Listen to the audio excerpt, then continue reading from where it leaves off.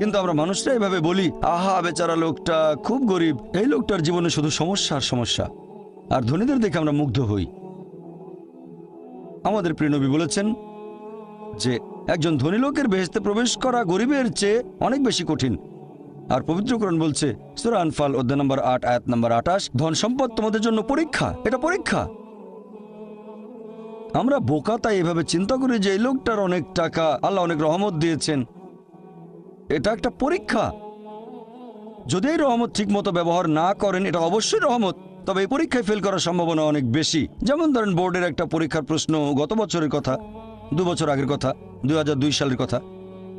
সেবারের প্রশ্ন খুব কঠিন ছিল, বেশিরভাগ ছাত্রছাত্রী উত্তর দিতে পারেনি। পরের বছর সেই প্রশ্নটা আসলো না, তখন এটা বলা বোকামি, ও দুঃখ, এবার তো আসলো না, আপনি তো খুশি হবেন যে এবার আসেনি। তাহলে সম্পদ একটা পরীক্ষা। তাহলে যাদের ধন সম্পদ নেই তাদের জন্য ধনীদের তুলনায় বেহেশতে যাওয়াটা অনেক সহজ। আল্লাহ এক একজনকে এক একভাবে পরীক্ষা করেন। সেজন্য আল্লাহ বলেছেন তোমাদের ধন সম্পদ যেন তোমাদেরকে আল্লাহ তাআলার স্মরণে উদাসীন না করে, এটা একটা পরীক্ষা। নিজে সন্তুষ্ট থাকা। আর আমাদের নবী মুহাম্মদ সাল্লাল্লাহু আলাইহি ওয়াসাল্লাম বলেছেন, এটা আছে সহিহ বুখারীতে খণ্ড নম্বর ৮ হাদিস নম্বর ৪৪৭। নবী বলেছেন, যদি কারো কাছে একটা পর্বত সমান স্বর্ণ থাকে, সে এরকম আর একটা চায়। যদি কারো কাছে এক পাহাড় স্বর্ণ থাকে, তারপরও সে আরেকটা স্বর্ণের পাহাড় চায়। আর সর্বশেষে তার মুখগহ্বর পূর্ণ হয় কবরের মাটি দিয়ে। সে যত ধনী লোকই হোক, হয়তো সে পৃথিবীর মধ্যে সবচেয়ে ধনী লোক, তারপরও সে আরো বেশি সম্পদ চায়। মানুষ সন্তুষ্ট হয় না, বেশিরভাগ মানুষ কখনোই সন্তুষ্ট হয় না। আল্লাহ পবিত্র কোরআনে বলেছেন সূরা নিসা অধ্যায় নম্বর ৪ আয়াত নম্বর ৩২ যে আল্লাহ যেটা দিয়ে অন্য মানুষকে শ্রেষ্ঠত্ব দান করেছেন সেটার উপরে তোমরা কোনো রকম লালসা করো না। এভাবে বলবেন না যে হে আল্লাহ, তুমি অমুককে অনেক সম্পদ দিয়েছো, অমুককে অনেক সুন্দর একটা গাড়ি দিয়েছো, এমন কিছু আল্লাহর কাছে চাইবেন না যেটা অন্য কাউকে আল্লাহ দিয়েছেন। এতে লোকসান হবে আপনার। আর আমাদের প্রিয় নবী মুহাম্মদ সাল্লাল্লাহু আলাইহি সাল্লাম বলেছেন, এটা আছে সহিহ বুখারীতে খণ্ড নম্বর ৪, আমাদের নবী বলেছেন যে সেই লোকদের দেখো যাদের ভাগ্য তোমার চেয়ে খারাপ, সেই সব লোককে দেখো না যারা তোমার চেয়ে বেশি ভাগ্যবান। তা না হলে তোমরা আল্লাহ তাআলাকে স্মরণ করায় অবহেলা করতে পারো, তা না হলে প্রতিপালকের প্রতি অকৃতজ্ঞ হয়ে যেতে পারো। তাহলে নবী বলেছেন তাদেরকে দেখো যাদের ভাগ্য খারাপ। তখন আপনি বলছেন, আচ্ছা এই লোকটার তো কোনো গাড়ি নেই, আমার একটা মারুতি অন্তত আছে। তাকে দেখবেন না যারা সে মার্সিডিজ, ও আমার মার্সিডিজ নেই কেন, ওই লোকের গাড়ি নেই, আমার তো একটা আছে। আপনি আল্লাহকে ধন্যবাদ জানাবেন। যখন মার্সিডিজ গাড়ির মালিকের সাথে নিজেকে তুলনা করবেন, ও আমার কেন মার্সিডিজ গাড়ি দিলেন না। তাদেরকে দেখবেন যাদের ভাগ্য খারাপ। তাহলে আপনি আল্লাহ সুবহানাহু ওয়া তাআলাকে স্মরণ করছেন। আর এটাই বৈশিষ্ট্য মানুষের। এরকম একটা গল্প যে এক লোকের মনে অনেক দুঃখ, কারণ তার কোনো জুতো নেই। তারপরে সে একটা লোককে দেখলো যার একটা পাই নেই। লোকটা অভিযোগ করতো আল্লাহর কাছে যে জুতো নেই, আল্লাহর কাছে অভিযোগ করতো আমার কোনো জুতো নেই। তারপর সেই লোকটাকে দেখলো যার একটা পা নেই, তখন সে আল্লাহকে ধন্যবাদ জানালো, আমার অন্তত দুটো পা আছে। তাহলে সন্তুষ্ট হওয়া একটা পরীক্ষা। আমাদের নবী মুহাম্মদ সাল্লাল্লাহু আলাইহি ওয়াসাল্লাম বলেছেন, এটা আছে সহিহ বুখারীতে খণ্ড নম্বর ৮ যে সত্যিকারের সম্পদ হচ্ছে সন্তুষ্ট হওয়া, ধন সম্পত্তি নয়। সত্যিকারের সম্পদ হলো সন্তুষ্ট হওয়া, পরিতুষ্ট হওয়া। আপনার যা কিছু আছে সেটার জন্য বলবেন আলহামদুলিল্লাহ, সকল প্রশংসা আল্লাহর। তাহলে হবেন সত্যিকারের মুমিন, হবেন সত্যিকারের বিশ্বাসী, হবেন সত্যিকারের মুসলিম, সন্তুষ্ট থাকবেন। অনেকে এভাবে বলে যে কোন কারণে আল্লাহ সুবহানাহু ওয়া তাআলা কিছু মানুষকে জন্ম থেকেই বানিয়েছেন স্বাস্থ্যবান, কিছু মানুষকে আল্লাহ সুস্বাস্থ্য দেন, আর কেউ জন্মায় অসুখ বিসুখ নিয়েই, হয়তো বংশগত কোনো রোগ, হার্ট ডিজিজ, কেউ বা জন্মায় বিকলাঙ্গ হয়ে। আল্লাহ কি অবিচার করছেন? আল্লাহ পবিত্র কোরআনে বলেছেন সূরা নিসা অধ্যায় নম্বর ৪ আয়াত ৪০, আল্লাহ সুবহানাহু ওয়া তাআলা কারোর সাথে অনুপরিমাণে জুলুম করেন না। এটা একটা পরীক্ষা। আল্লাহ এক একজনকে এক একভাবে পরীক্ষা করেন। এরকম হতে পারে যে শিশু এখন জন্মাচ্ছে, সে সময় মাসুম, নিষ্পাপ, তার কোনো দোষ নেই। আর পবিত্র কোরআন বলছে সূরা আনফাল অধ্যায় নম্বর ৮ আয়াত নম্বর ২৮ যে তোমাদের ধন সম্পদ আর সন্তান সন্ততি তোমাদের জন্য পরীক্ষা। আল্লাহ কথাটা আবারও বলেছেন অধ্যায় নম্বর ৬৩ আয়াত নম্বর ৯ যে তোমাদের ধন সম্পদ সন্তান সন্ততি তোমাদেরকে যেন আল্লাহ তাআলার স্মরণে উদাসীন না করে। এরকম হতে পারে যে পরীক্ষা নেওয়া হচ্ছে বাবা মার, এটা বাবা মার জন্য পরীক্ষা। এরপর আপনারা দেখবেন যখন কোনো মানুষের উপর বিপর্যয় আসে, সেটা হয় পরীক্ষা অথবা একটা শাস্তি। যে লোকগুলো আল্লাহ তাআলার পথ থেকে দূরে সরে গেছে তাদের জন্য এটা শাস্তি, আর যারা আল্লাহর পথে আছে তাদের জন্য পরীক্ষা। হতে পারে যে বাবা মা খুব ভালো মুসলিম, 5 ওয়াক্ত নামাজ পড়েন, হয়তো জাকাত দিয়েছেন, হজ পালন করেন, রমজান মাসে রোজা রাখেন, আল্লাহ তাদের একটা সন্তান দিলেন জন্ম থেকে যার হার্টে সমস্যা। সত্যিকারের মুসলিম, সত্যিকারের মুমিন বলবে আলহামদুলিল্লাহ, আল্লাহ তাআলা তোমাকে অনেক ধন্যবাদ, আল্লাহ তাদের পরীক্ষা করছেন। আরেকটা লোক যে কৃতজ্ঞ নয় আর এই পরীক্ষায় হয়তো পাশও করবে না, সে বলবে কেন, সে লাফালাফি শুরু করবে, আল্লাহর কাছে অভিযোগ করবে যে কেন আল্লাহ তাআলা আমাকে এমন বিকলাঙ্গ সন্তান দিলেন জন্ম থেকে যার হার্টে সমস্যা। আর পরীক্ষা যত কঠিন পুরস্কার তত বেশি, পরীক্ষা যত কঠিন পুরস্কারের পরিমাণ তত বেশি। যেমন ধরেন আপনি পরীক্ষা দিচ্ছেন বিএ ডিগ্রি এক্সামিনেশন, যদি পাশ করেন তাহলে আপনি graduate, BA graduate in arts. তবে যদি এমবিবিএস পরীক্ষায় পাশ করেন তাহলে গ্র্যাজুয়েট হবেন, নামের আগে ডক্টর বসাবেন, ডক্টর। কিন্তু এমবিবিএস পরীক্ষায় পাশ করা এটা বিএ পরীক্ষায় পাশ করার চেয়ে অনেক বেশি কঠিন। তাহলে পরীক্ষা যত কঠিন পুরস্কারও তত বেশি। হতে পারে আল্লাহ এই বাবা মাকে সাধারণ বেহেশতে পাঠাতে চান না, পাঠাবেন জান্নাতুল ফেরদৌসে। তারা ধার্মিক, তারপরও আল্লাহ তাদের বেশি পুরস্কার দিতে চাচ্ছেন। আর এই কারণেই আমাদের প্রিয় নবী মুহাম্মদ সাল্লাল্লাহু আলাইহি সাল্লাম বলেছেন, এটা আছে সুন্নান আল তিরমিজিতে, এক লোক জিজ্ঞেস করলো এই পৃথিবীতে কাকে সবচেয়ে বেশি পরীক্ষা দিতে হয়? নবী উত্তরে বললেন যে আল্লাহ সুবহানাহু ওয়া তাআলার সকল নবী রাসূলকে সবচেয়ে বেশি পরীক্ষা দিতে হয়। এরপরে যারা নবী রাসূলগণের ঘনিষ্ঠ, যারা নবী রাসূলগণের মতো, তারপরে যারা সাহাবীগণের মতো। আর একজন লোকের ঈমান যত বেশি মজবুত পরীক্ষাটা তত বেশি কঠিন। তাকওয়া যত বেশি থাকে আল্লাহ তত কঠিন পরীক্ষা দেবেন। আপনি কোথাও এমবিবিএস নিয়ে পড়াশোনা করছেন কারণ বেশি নম্বর পেয়েছিলেন এইচএসসিতে, সেজন্য এখানেও পরীক্ষা কঠিন।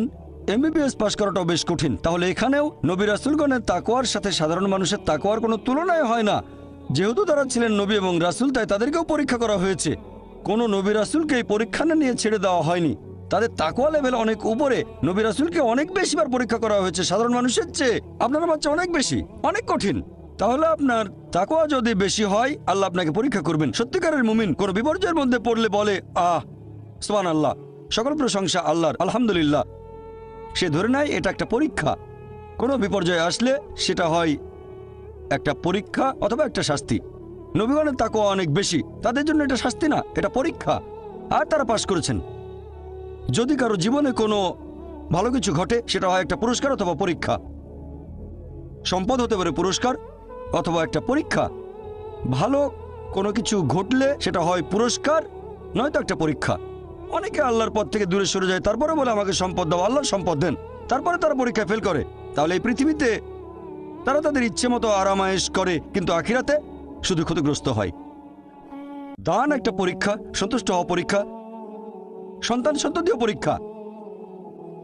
অনেক সময় আমরা মুসলিমরা আল্লাহ তাআলার কাছে অভিযোগ করি যে আল্লাহ তোমার কাছে এত দোয়া করি তবু তুমি কবুল করো না কেন? আল্লাহ পবিত্র কোরআনে বলেছেন, তোমরা আমাকে ডাকো আমি তোমাদের ডাকে সাড়া দেব। তবে আমার আপনার ডাকে আল্লাহ সবসময় সাড়া দেন না।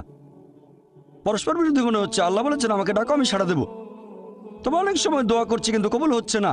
আল্লাহ পবিত্র কোরআনে বলেছেন সূরা বাকারা অধ্যায় নম্বর 2 আয়াত 216, তোমরা যা পছন্দ করো সেটা হয়তো তোমাদের জন্য ভালো না, আর যেটা পছন্দ করো না সেটা হয়তো ভালো। তোমরা এটা জানো না, তবে আল্লাহ জানেন। উদাহরণস্বরূপ ধরেন একজন তরুণ ছেলে, বয়স হয়তো 20 বছর, সে দোয়া করছে হে আল্লাহ সুবহানাহু ওয়া তাআলা একটা বিএমডব্লিউ দিয়ে দাও। জানেন না বিএমডব্লিউ নাম শুনেছেন কিনা? বিএমডব্লিউ মোটরসাইকেল, আমি চাই একটা বিএমডব্লিউ মোটরসাইকেল, খুব ভালো মোটরসাইকেল। ছেলেটা দোয়া করলো, আল্লাহ সাড়া দিলেন না। হয়তো আল্লাহ জানেন যে আল্লাহ যদি তাকে মোটরসাইকেল দিতেন সে অ্যাক্সিডেন্ট করতো, পা ভেঙে ফ্র্যাকচার হতো, পঙ্গু হয়ে পড়ে থাকতো। তাহলে এখানে আল্লাহ সুবহানাহু ওয়া তাআলা তার ডাকে সাড়া দিয়েছেন সাড়া না দেওয়ার মাধ্যমে। আল্লাহ তার ডাকে সাড়া দিয়েছেন সাড়া না দেওয়ার মাধ্যমে। আল্লাহ তাকে মোটরসাইকেল দেননি কারণ সে ভালো বান্দা, সে খুব ভালো মানুষ, সে যা যাচ্ছে তা ভালো হবে না আমি জানি, কিন্তু সে জানে না তাই আল্লাহ দিচ্ছেন না। এভাবে আল্লাহ সাড়া দিচ্ছেন সাড়া না দেওয়ার মাধ্যমে। আবার কিছু লোকজন আছে, যেমন আল্লাহ বলেছেন পবিত্র কোরআনে সূরা বাকারা অধ্যায় নম্বর 2 আয়াত 15 ও 16, এখানে ভণ্ডদের কথা বলা হচ্ছে। আল্লাহ তাদের রশি দেবেন, তারা বিভ্রান্তের মতো ঘুরে বেড়াবে। তারা সম্পদ চেয়েছে, আল্লাহ দিয়েছেন। অনেকে আছে যারা আল্লাহর সাথে অন্য কাউকে শরীক করে, তারা বলে অনেক সম্পদ চাই, আল্লাহ তাদের সম্পদ দেন। এটা তাদের জন্য আসলে একটা পরীক্ষা। এভাবে তারা নিজেদের কবর খুঁড়ছে। তাই আমরা কখনোই হতাশ হব না। আল্লাহ তাআলা আছেন সব সময়, আল্লাহর উপর সবসময় ভরসা রাখবেন। সেই কারণেই পবিত্র কোরআন অনুযায়ী আত্মহত্যা হারাম। সূরা নিসা অধ্যায় 4, তোমরা নিজেকে হত্যা করো না, আত্মহত্যা করো না, নিশ্চয়ই আল্লাহ পরম দয়ালু, সাহায্য করবেন, তার উপর ভরসা করবেন। যখন কোনো লোক আত্মহত্যা করে তখন মনে হবে সে অকৃতজ্ঞ, সে ভাবছে আল্লাহ আমাকে অনেক বিপদে ফেলেছে, এটা কোনো সুবিচার না, এভাবে বেঁচে থাকার কোনো মানে হয় না, তাই শেষ করে দেবো। আল্লাহ পবিত্র কোরআনে বলেছেন সূরা বাকারা অধ্যায় নম্বর 2 আয়াত 286, এটা সূরা বাকারার একেবারে শেষ আয়াত, যে আল্লাহ সুবহানাহু ওয়া তাআলা কারো উপরেই তার সাধ্যের অতিরিক্ত বোঝা চাপিয়ে দেন না। আল্লাহ কারো উপরে এমন কোনো বোঝা চাপিয়ে দেন না যেটা তার সাধ্যের অতিরিক্ত। এটা আয়াতের প্রথম অংশ। এই আয়াতটাতে আরো বলা হয়েছে আমরা এই দোয়া করব, ইয়া আল্লাহ সুবহানাহু ওয়া তাআলা আমাদের উপর সাধ্যের অতিরিক্ত বোঝা চাপিয়ে দিও না। আয়াতের প্রথম অংশে আল্লাহ কথা দিয়েছেন যে আমাদের উপর তিনি সাধ্যের অতিরিক্ত বোঝা চাপাবেন না। তাহলে আমরা কেন দোয়া করব যে হে আল্লাহ আমাদের সাধ্যের অতিরিক্ত বোঝা চাপিয়ে দিও না? এর কারণ হচ্ছে আমরা নিজেদের কবর খুঁড়ি, আমরা নিজেদের উপর সাধ্যের অতিরিক্ত বোঝা চাপিয়ে দিই, সমস্যা বাধা আমরাই বলছি অনেক সম্পদ দাও, আল্লাহ দিচ্ছেন। তাই আমরা আল্লাহর কাছে দোয়া করছি আল্লাহ যেন নিজেদের কারণে নিজেদের উপর সাধ্যের অতিরিক্ত বোঝা না চাপিয়ে দেন। আমরা সবসময় আল্লাহ তাআলার উপর ভরসা করব, একমাত্র তার ইবাদত করব, তিনি আমাদের স্রষ্টা। আমাদের অস্তিত্বের পেছনের উদ্দেশ্য হচ্ছে আল্লাহ সুবহানাহু ওয়া তাআলার ইবাদত করা, অন্য কারো নয়। পৃথিবীর জীবন পরকালের জন্য পরীক্ষা, আল্লাহর আদেশ মেনে চলেন আর সন্তুষ্ট থাকেন। যেরকম পরীক্ষায় সামনে পড়ুক, সত্যিকারের মুসলিম সবসময় বলবে আল্লাহকে ধন্যবাদ। সাধারণত আমরা অভিযোগ করি আমাদের এটা নেই, আমাদের ওটা নেই। জীবনের জন্য সবচেয়ে গুরুত্বপূর্ণ জিনিস কি? কেউ বলবে খাবার, কেউ বলবে পানি, সবচেয়ে গুরুত্বপূর্ণ বাতাস। কয়েক মিনিটের জন্য নিঃশ্বাস বন্ধ করেন, মারা যাবেন। আমাদের মধ্যে কেউ কি আল্লাহ সুবহানাহু ওয়া তাআলাকে জন্য ধন্যবাদ জানিয়েছেন যে বাতাস দিয়েছো সেজন্য অনেক ধন্যবাদ? আমাদের মধ্যে কতজন এটা করেছে? আমরা কি এটা বুঝতে পারছি? ফ্রি বাতাস তো ফ্রি পাচ্ছি আর কি। আমরা শ্রদ্ধা করবো আল্লাহ তাআলার নিদর্শনগুলোকে, শ্রদ্ধা করবো আল্লাহর নিয়ামতগুলোকে। এবারে শেষ পয়েন্টটা নিয়ে বলি যে আল্লাহ সুবহানাহু ওয়া তাআলা কেন এই পৃথিবী সৃষ্টি করলেন, এই পৃথিবী সৃষ্টির উদ্দেশ্যটা আসলে কি? আল্লাহ পবিত্র কোরআনে বলেছেন সূরা ইব্রাহিম অধ্যায় নম্বর 14 আয়াত 32 ও 33 যে আল্লাহ সুবহানাহু ওয়া তাআলা আকাশমণ্ডল ও পৃথিবী সৃষ্টি করেছেন আর আকাশ থেকে পানি বর্ষণ করান, এর সাথে দিয়েছেন ফলমূল। তিনি নৌযানকে মানুষের অধীন করেছেন যাতে সেগুলো আল্লাহর বিধানে সমুদ্রে বিচরণ করে। তিনি মানুষের কল্যাণে নিয়োজিত করেছেন নদীসমূহকে। তিনি তোমাদের জন্য সৃষ্টি করেছেন চাঁদ ও সূর্য, তোমাদের জন্য সৃষ্টি করেছেন রাত ও দিন। তাহলে বিশ্বজগতের এইসব সৃষ্টি এগুলো করেছেন মানুষের জন্য। আল্লাহ এই পুরো বিশ্বজগৎ সৃষ্টি করেছেন মানুষের জন্য। আর এটা আমাদের দায়িত্ব যে আমরা আল্লাহ সুবহানাহু ওয়া তাআলাকে ধন্যবাদ জানাবো এইসব নিয়ামতের জন্য। ধন্যবাদের পাশাপাশি আমাদের দায়িত্ব যে আমরা এই সব কিছুর যত্ন নেব। এই কারণেই আল্লাহ সুবহানাহু ওয়া তাআলা পশু পাখি সৃষ্টি করেছেন। তবে পশু হত্যা করা এটা নিষিদ্ধ, প্রাণী হত্যা নিষিদ্ধ। মুহাম্মদ সাল্লাল্লাহু আলাইহি ওয়াসাল্লাম একটা হাদিস বলছে টার্গেট প্র্যাকটিসের জন্য পশু পাখি হত্যা করো না। হ্যাঁ, যেসব পশুর মাংস খেতে আল্লাহ সুবহানাহু ওয়া তাআলা অনুমতি দিয়েছেন সেটা আমরা খেতে পারি, আল্লাহ যেভাবে বলেছেন সেই নিয়মে, যেভাবে নবী বলেছেন। তবে টার্গেট প্র্যাকটিস, এরকম অনেক লোক দেখি যারা এই নিয়মগুলো ধ্বংস করতে চায়। টার্গেট প্র্যাকটিস করে আর বিভিন্ন পশুর মাথা ঝুলিয়ে রাখে তাদের ড্রয়িং রুমে। আল্লাহ সৃষ্টি করেছেন পাহাড় পর্বত, আমরা সেগুলো জয় করতে চাই, মাউন্ট এভারেস্টের চূড়ায় উঠি। এ পর্যন্ত অনেক মানুষ মারা গেছে, প্রতি বছর মাউন্ট এভারেস্টে উঠতে গিয়ে অনেক মানুষ মারা গেছে। আমরা এই নিয়ামতের জন্য আল্লাহ সুবহানাহু ওয়া তাআলাকে ধন্যবাদ জানাই না। যদিও আল্লাহ তাআলা পবিত্র কোরআনে বলেছেন উট সৃষ্টি করা হয়েছে তোমাদের জন্য, ভার বহনের জন্য। যদিও এগুলো আমাদের জন্য সৃষ্টি করা হয়েছে, আমরা এদের ভালোবাসবো, শ্রদ্ধা করব। এরকম অনেক সহিহ হাদিস আছে, অনেক। একটা হাদিস আছে সহিহ বুখারীতে খণ্ড নম্বর 3 যে একবার একজন মানুষ একটা তৃষ্ণার্ত কুকুরকে পানি খেতে দিয়েছিল, কুয়ার কাছে গিয়ে মোজাই করে পানি এনেছিল, আর এই কাজের জন্য তাকে বেহেশতে দাখিল করা হলো। সহিহ বুখারীতে আছে আরেকটা হাদিস খণ্ড নম্বর 4 একবার এক পতিতা একটা তৃষ্ণার্ত কুকুরকে পানি খেতে দিয়েছিল, এজন্য সে বেহেশত পেল। এক সাহাবা প্রশ্ন করলেন যে কুকুরকে পানি খাওয়ালেও কি আমরা পুরস্কার পাবো? নবী বললেন অবশ্যই, কেন না। চিন্তা করেন যে পশুটাকে ঘরের ভেতরে ঢুকতে নিষেধ করা হয়েছে, যদি সেই পশুকেও পানি খেতে দেন আল্লাহ সেজন্য পুরস্কার দেবেন। একটা হাদিস বলছে একজন বৃদ্ধ মহিলা এক বিড়ালকে বেঁধে রেখে খাবার দিত না, আল্লাহ তাকে দোজখে পাঠালেন। কেন সে বিড়ালটাকে বেঁধে রাখলো, খাবার দিল না? অন্ততপক্ষে বিড়ালটাকে ছেড়ে দিলেও তো সে শিকার করে খেতে পারতো। আর আমাদের এক্সিবিশনে এরকম একটা পোস্টার আছে, আরো অনেক পোস্টার। তাহলে আমরা পশু পাখিকে ভালোবাসবো, যত্ন করব। এছাড়াও গাছপালা লতাপাতা আমরা খেতে পারি যখন প্রয়োজন আমাদের, তবে বিনা কারণে আমরা কোনো গাছপালা কাটবো না, এমনকি যুদ্ধের সময়ও নবী মুহাম্মদ সাল্লাল্লাহু আলাইহি ওয়াসাল্লাম বলেছেন যে তোমরা গাছ কেটে ফেলো না, শস্যে আগুন ধরিয়ে দিও না। তাহলে এগুলো সবই আল্লাহ সুবহানাহু ওয়া তাআলার সৃষ্টি। আর আল্লাহ পবিত্র কোরআনে বলেছেন সূরা আদিয়াত অধ্যায় নম্বর 100, আল্লাহ তাআলা যুদ্ধের সময়ের ঘোড়া সম্পর্কে আল্লাহ এখানে বলেছেন যে ঘোড়া জোড়ে সৈন্যরা যুদ্ধে যায়। আল্লাহ এখানে শপথ করছেন আর বলছেন সূরা আদিয়াত আয়াত 1, 2, 3, 4 আল্লাহ বলেছেন এই ঘোড়াগুলোর খুরের আঘাতে আগুনের ফুলকি ছোটে, সে সময় ধুলোর মেঘ আকাশে ওড়ে, তারা শত্রু দলের ভেতরে ঢুকে পড়ে। বলা হচ্ছে আল্লাহ এখানে শপথ করছেন এই ঘোড়াগুলোকে নিয়ে, যুদ্ধের ময়দানের ঘোড়া, তাদের মধ্যে কোনো রকম ভয় নেই, কারণ তারা তাদের প্রভুর নির্দেশ মানে। যে মানুষটা ঘোড়ার পিঠে থাকে সেই মানুষটার জন্য তারা শত্রু দলের ভেতরে ঢুকে পড়ে। শত্রুর হাতে তরবারি বা অন্যান্য যত অস্ত্রই থাকুক না কেন, সেই ঘোড়া তারপরে সামনে এগিয়ে যায়, কারণ সে প্রভুর নির্দেশ মেনে চলে। আল্লাহ এখানে শপথ করছেন এই ঘোড়াগুলোকে নিয়ে। তারপর আল্লাহ তাআলা বলছেন তবে মানুষ অবশ্যই অকৃতজ্ঞ।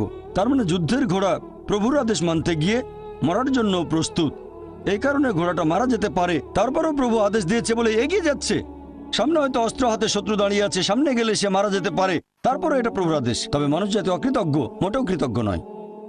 সে কারণে এই পৃথিবীর প্রত্যেকটা মানুষের দায়িত্ব হচ্ছে পৃথিবীর জীবনের এই উদ্দেশ্য পূরণ করা যে আমাদের কোন কারণে সৃষ্টি করা হয়েছে।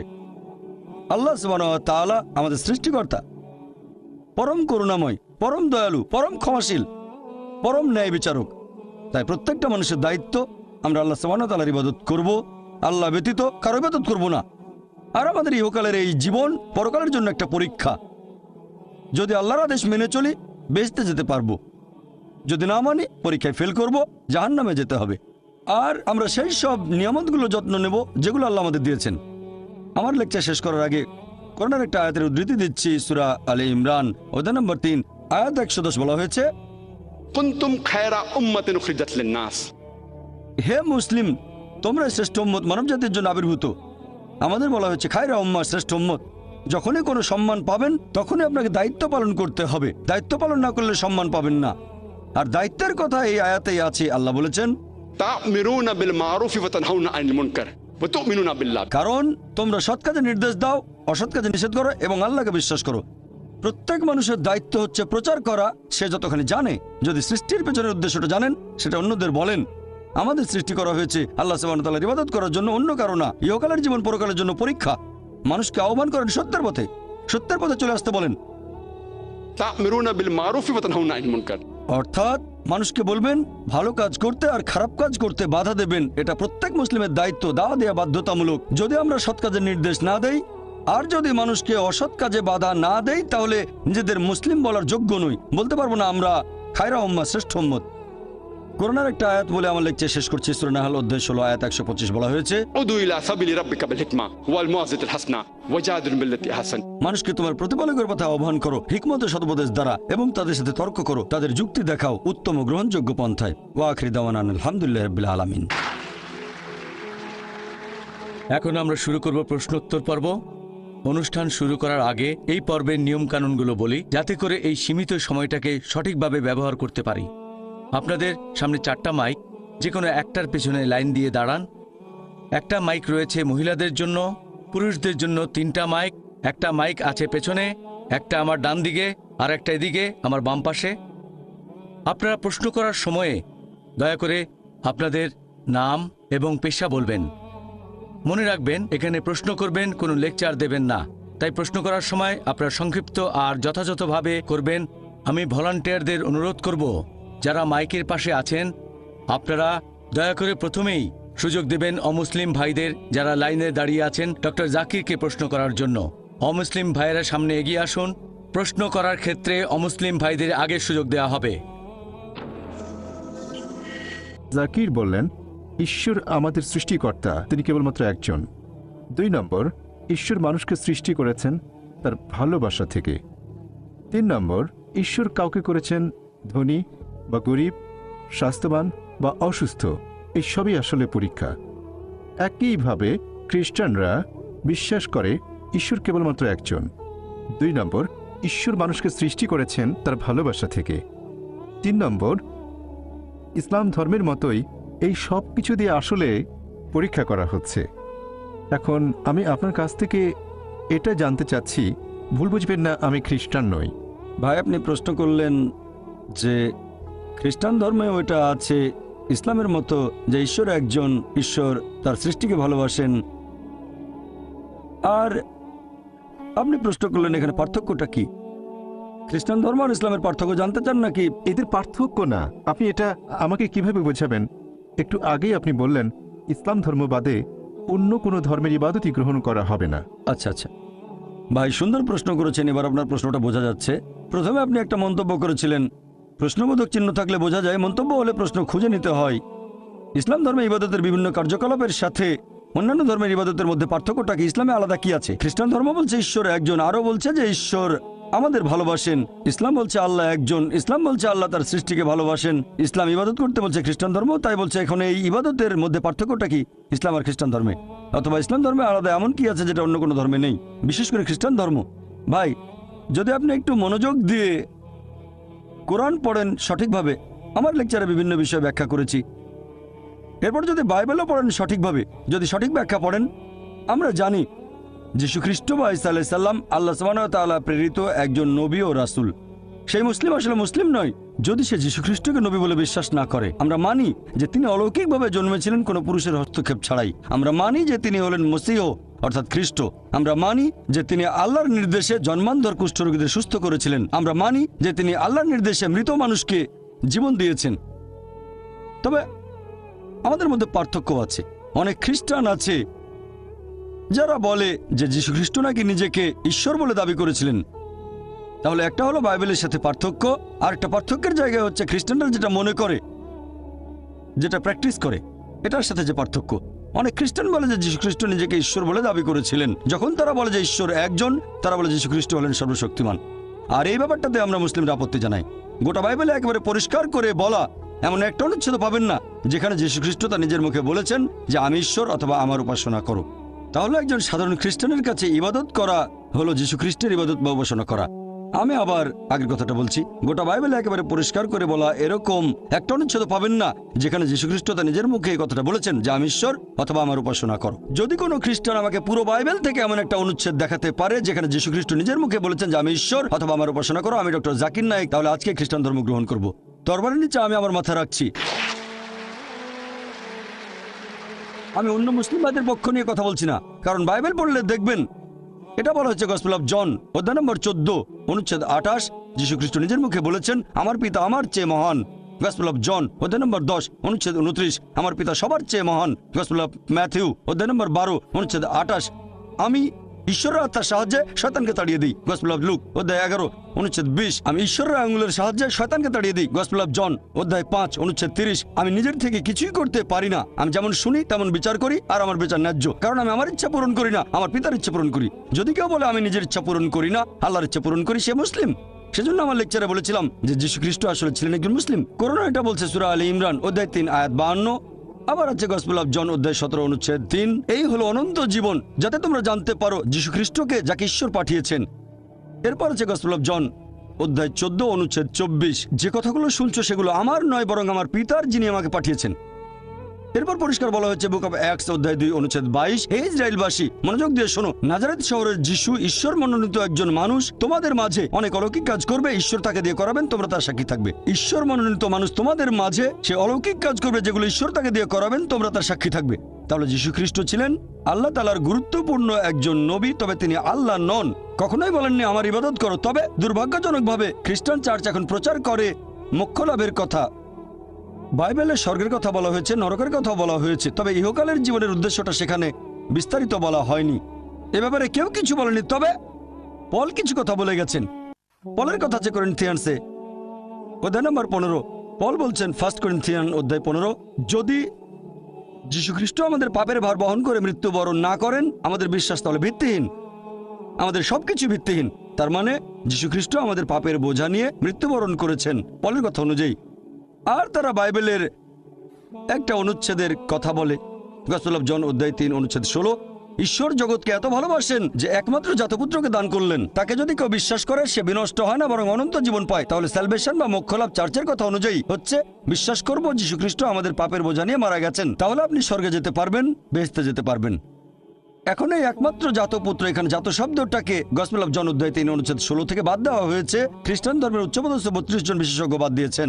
নতুন ভার্সনে শব্দটা নেই, তাদের অভিযোগ এটা বানানো গল্প, পরে ঢোকানো হয়েছে, ওখানে ছিল না। তারা খ্রিস্টান ধর্মকে নিজের মতো করে বানিয়ে নিয়েছে। তবে যীশু খ্রিস্ট নিজের মুখে বলেছেন, এক লোক যিশুর কাছে আসলো, গসপেল অফ ম্যাথিউ অধ্যায় নম্বর 19 অনুচ্ছেদ 16 এবং 17, হে ভালো প্রভু, আমি কোন ভালো কাজটা করব যাতে অনন্ত জীবন পেতে পারি? আমি কোন ভালো কাজ করব যাতে স্বর্গে যেতে পারি? যীশু খ্রিস্ট তার উত্তরে বললেন যে তুমি আমাকে ভালো বলছো কেন? ভালো আর কেউ নয়, আছে শুধু একজন, সর্বশক্তিমান ঈশ্বর। তোমরা যদি অনন্ত জীবন পেতে চাও তাহলে ঈশ্বরের আদেশ মেনে চলো। যিশু বলেননি যে তোমরা যদি বেহেশতে যেতে চাও তাহলে বিশ্বাস করতে হবে আমি তোমাদের পাপ বহন করেছি। তিনি এই কথা কখনোই বলেননি, বলেছেন ঈশ্বরের আদেশ মানো। আর যীশু খ্রিস্ট নিজের মুখে বলেছেন বাইবেলের গসপেল অফ ম্যাথিউ অধ্যায় 5 অনুচ্ছেদ 17 থেকে 20, তোমরা ভেবো না যে আমি আগের নবীদের বিধি ব্যবস্থা ধ্বংস করতে এসেছি। আমি এগুলো ধ্বংস করতে আসিনি, এসেছি পূরণ করতে। আকাশ ও পৃথিবী লোপ না হওয়া পর্যন্ত এই বিধি ব্যবস্থার একটা বিন্দু বিসর্গ লোপ পাবে না, সবই পূর্ণ হবে। আর যারা এই বিধি ব্যবস্থা পালন করে অন্যদেরকে শিক্ষা দেয় তারা স্বর্গের রাজ্যে মহান গণ্য হবে। আর যারা এই বিধি ব্যবস্থার সামান্য একটু আদেশ অমান্য করে তাদের স্বর্গরাজ্যে তুচ্ছ গণ্য করা হবে। যদি তোমাদের ন্যায়নিষ্ঠতা শিক্ষক আর ফরিসীদের ন্যায়নিষ্ঠকে অতিক্রম না করে তাহলে তোমরা স্বর্গের রাজ্যে প্রবেশ করতে পারবে না। যদি ভালো খ্রিস্টান হতে চান তাহলে ঈশ্বরের সব আদেশ মানতে হবে, যে ঈশ্বর কেবলমাত্র একজন, মূর্তি পূজা করবো না, মুসা আলাইহিস সালাম যেগুলো করতে বলেছিলেন। তাহলে দেখতে পাচ্ছেন বাইবেল নিয়ে যদি গবেষণা করেন দেখবেন সেখানে মাত্র একজন ঈশ্বরের কথা আছে, ট্রিনিটি না।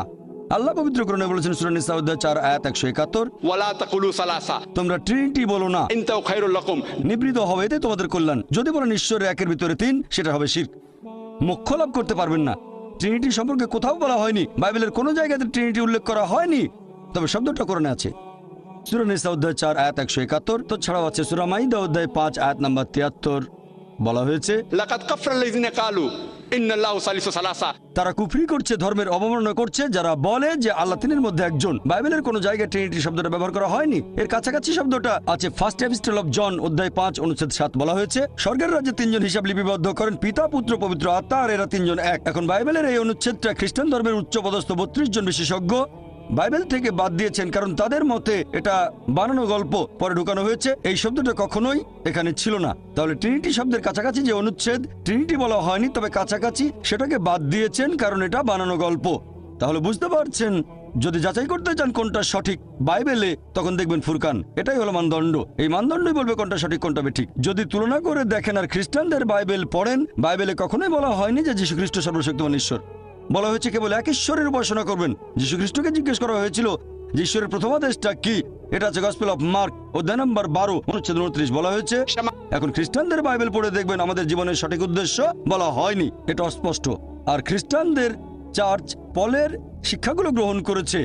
সেন্ট পল বলেছেন যদি বিশ্বাস করো যিশু তোমার পাপ নিয়ে মারা গেছেন তাহলে তুমি স্বর্গে যেতে পারবে। তারপর যা খুশি করেন, চুরি করেন, ধর্ষণ করেন, যে কোনো অপরাধ করতে পারেন, যদি আমার পাপের বোঝা নিয়ে যীশু খ্রিস্ট ক্রুশবিদ্ধ হয়ে মৃত্যুবরণ করে থাকেন তাহলে আমি যা খুশি করতে পারি। যেমন ধরেন কেউ আমাকে বললো একটা রেস্টুরেন্টে গিয়ে যা ইচ্ছে খেতে পারেন, আমি বিল দিয়েছি, তখন আমি ইচ্ছে মতো খাবো, চিকেন, মাটন, বিরিয়ানি যা ইচ্ছে খেতে পারি। তাহলে যীশু খ্রিস্ট যদি আমার পাপের বোঝা নিয়ে মৃত্যুবরণ করেন তখন যে কোনো পাপ করতে পারবেন, তারপরে বেহেশতে যাবেন, শুধু মানবেন যিশু পাপের বোঝা নিয়ে মারা গেছেন। তাহলে খ্রিস্টানদের চার্চ এটা শিক্ষা দেয়, বাইবেলে এমন কথা বলা হয়নি। এজন্য আমার ভিডিও ক্যাসেট দেখতে পারেন, similarities between Islam and Christianity, সেখানে সাদৃশ্যগুলোর কথা বলেছি। সেজন্যই বলেছিলাম যীশু খ্রিস্ট মানুষকে যে শিক্ষা দিয়েছেন সেটা ইসলাম, মানে আল্লাহর কাছে আত্মসমর্পণ। রবি, আর আমি আইআইটির ছাত্র। আপনি বললেন ভালোবাসার কথা। আমার কাছে যেটা মনে হয় যে প্রেম, আমি যদি ভগবানকে প্রেম করি তাহলে এই সততা ইত্যাদি, আপনি যে ভালো গুণাগুণের কথা বলেছেন যেগুলো আমাদের মধ্যে থাকা উচিত, আল্লাহর একজন বান্দার যেগুলো থাকা উচিত, সেগুলো তো তখন এমনিতেই চলে আসবে। তাহলে এইসব নিয়ম কেন? আল্লাহ আপনাদের কোরআনে যেগুলো বলেছেন এই নিয়ম মানা কি জরুরি? আমি যদি ভগবানকে প্রেম করি সেটা কি তাহলে যথেষ্ট নয়? শুধু এভাবেই কি আমি ভগবান বা আল্লাহর প্রশংসা করতে পারি না? ভাই একটা প্রশ্ন করলেন, আমি প্রশ্নটা আরেকবার বলছি। আপনি বললেন যে ঈশ্বর ভালোবাসেন আর মানুষ ঈশ্বরকে ভালোবাসেন, আর ঈশ্বরকে ভালোবাসলে যে সব গুণের কথা বলেছিলাম, সততা, দানশীলতা, এগুলো অটোমেটিক্যালি চলে আসবে। তাহলে এটার কি প্রয়োজন আছে যে আমরা আল্লাহ তাআলার নির্দেশ মানব যেগুলো আছে কোরআনে? এটার কি দরকার আছে? ভাই, যদি সবকিছু অটোমেটিক্যালি চলে আসে তাহলে আপনিও অটোমেটিক্যালি কোরআনের নির্দেশগুলো মানবেন। তবে সবাই কিন্তু সবকিছু অটোমেটিক্যালি পায় না, বুঝতে পারলেন? তাহলে আল্লাহ যেটা চান, আপনি যদি সৃষ্টিকর্তাকে ভালোবাসেন, যেমন ধরেন আমি বললাম আমার মাকে আমি ভালোবাসি, আমি আমার মাকে ভালোবাসি, আমার মা আমাকে বলল বাচ্চা আমার মিথ্যে বলো না, আমি বললাম মাকে ভালোবাসি, কিন্তু মিথ্যে বললে ক্ষতি কি? আমার মা বলল আমাকে এক গ্লাস পানি দাও, মা তোমাকে খুব ভালোবাসি, তোমাকে পানি খাওয়াতে পারবো না। আমি অসুস্থ, কয়েকটা ট্যাবলেট এনে দাও, মা আমি তোমাকে খুব ভালোবাসি। যদি আমার মায়ের নির্দেশগুলো না মেনে চলি, তাহলে এই ভালোবাসা দিয়ে কি হবে? এটা মূল্যহীন, শুধু মুখের কথা।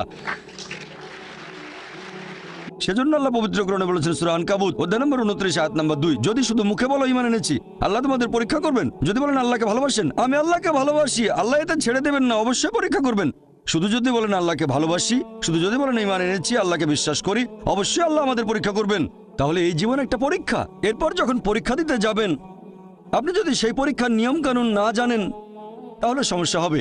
যেমন ধরেন আপনি একটা পরীক্ষা দিতে বসবেন, প্রথমে আপনি দেখবেন সেই পরীক্ষার সিলেবাসটা কি, তারপর সেই সিলেবাস অনুযায়ী পড়বেন। এখন আল্লাহ বেশ কিছু কথা বলেছেন, আমি আপনার সঙ্গে একমত।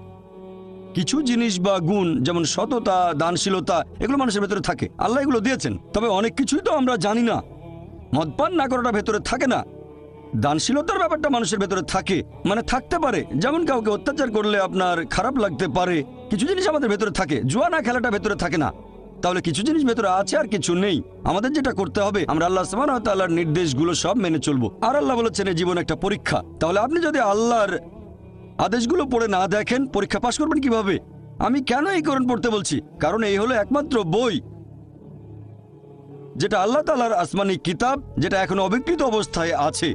স্যার উইলিয়াম মেয়র কথা অনুযায়ী, যিনি ইসলামের একজন কড়া সমালোচক, তিনিও লিখতে বাধ্য হয়েছেন মানে তার সামনে অপশন ছিল না। পৃথিবীতে আর কোনো ধর্মগ্রন্থ নেই পবিত্র কোরআনের মতো যেটা 1200 বছর ধরে অবিকৃত অবস্থায় আছে। তিনি এটা বলেছেন 200 বছর আগে। ইসলামের সমালোচক হয়েও তার কোনো অপশন ছিল না, মিথ্যে বলতে পারেননি, তাই এটা লিখেছেন।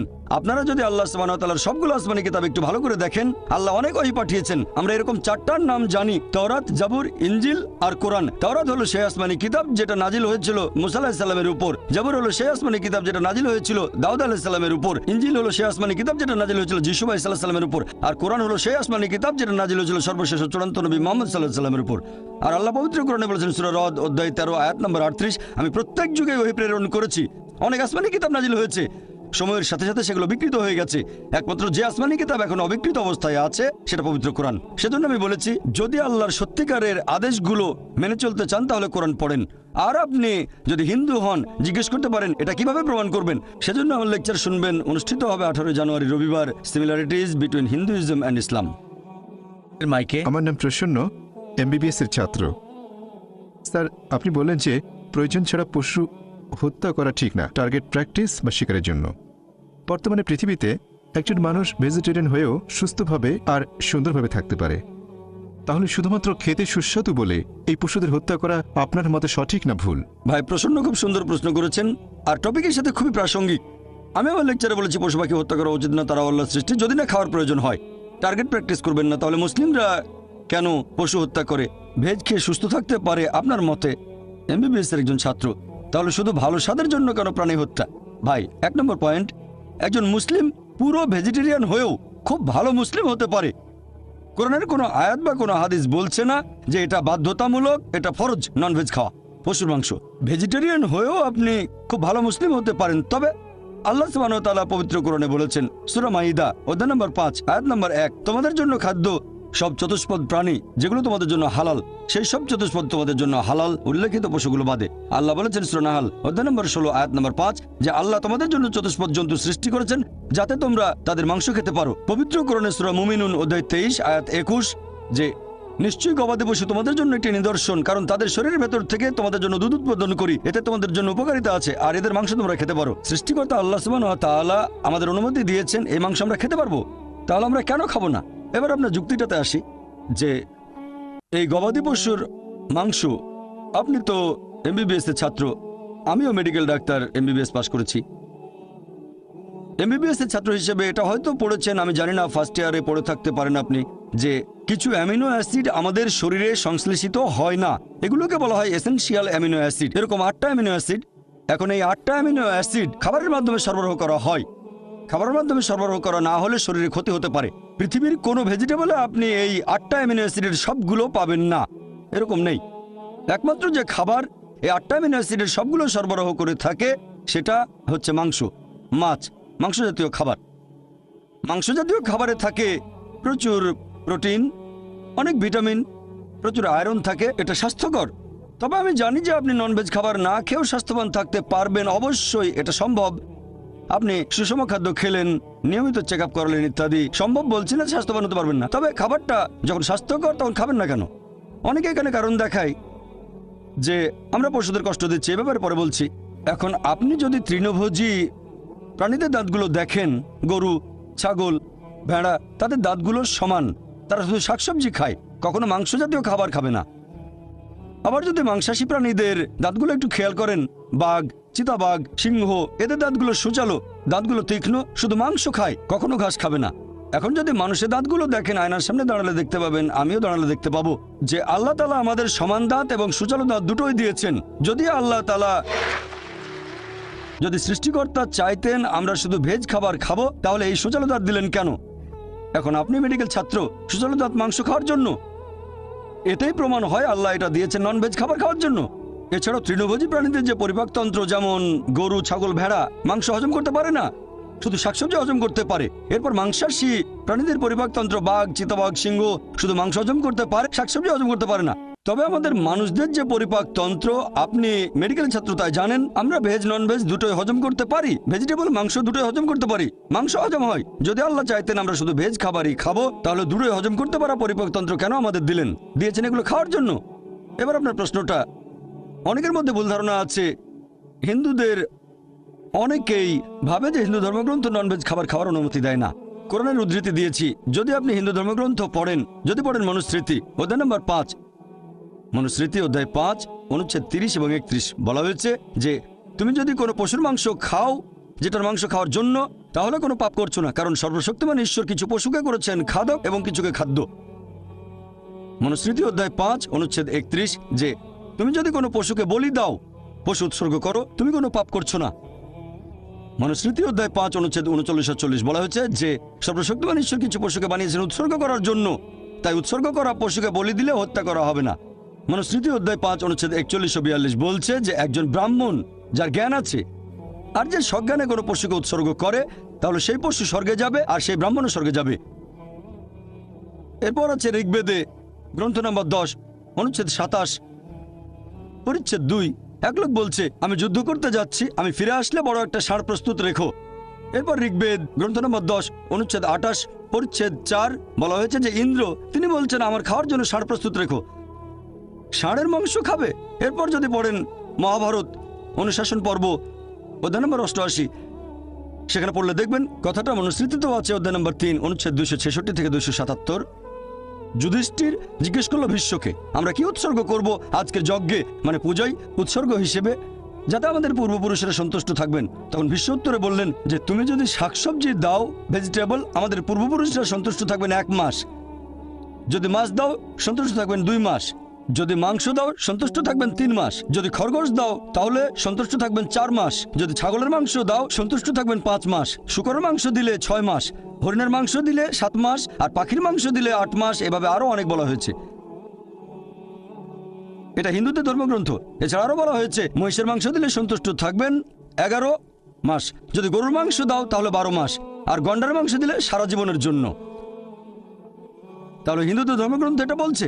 হিন্দুদের বিভিন্ন ধর্মগ্রন্থ আমাদের অনুমতি দিয়েছে যে আমরা ননভেজ খেতে পারবো, এমনকি গরুর মাংস। এটা আমার কথা না, সবগুলো রেফারেন্স বলেছি আমি, চেক করে দেখতে পারেন, এটা পুরোপুরি সঠিক।